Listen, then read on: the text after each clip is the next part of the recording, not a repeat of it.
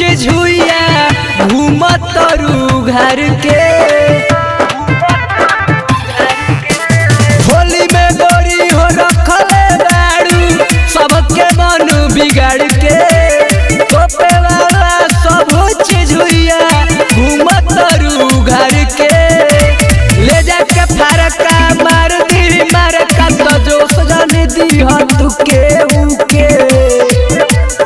घूमी घूमी फागुन में चिखत बाड़ू की कैसन सवाद होला रे उके। घूमी घूमी फागुन में चिखत बाड़ू की कैसन सवाद होला रे उके। घूमी घूमी फागुन में चिखत बाड़ू।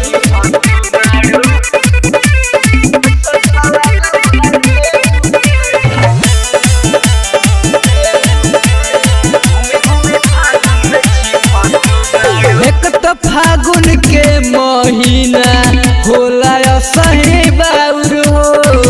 कौन धइए के कुट दी तहरा ओखरी में चाउर हो।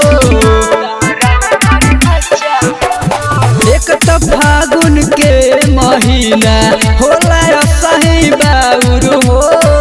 कौन धइए के कुट दी तहरा ओखरी में चाउर हो। लागी जे लहरे लगबू जे कहरे होई गजन तारा एहू के। घूमी घूमी फागुन में चिखत बाड़ू की कैसन सवाद होला रेहू के। घूमी घूमी फागुन में चिखत बाड़ू की कैसन सवाद होला रेहू के। घूमी घूमी फागुन में चिखत बाड़ू।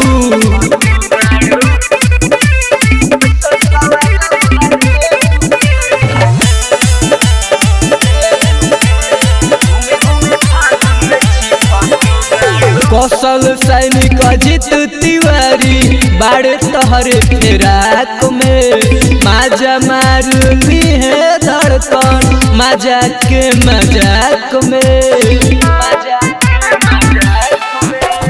कौशल सैनिक अजित तिवारी बाड़े तहरे फेराक में। माजा मारली है धड़कन मजाक के मजाक में। बाड़ू कुआर हद करो न पर मुँह देखो तनी अपना एहू के।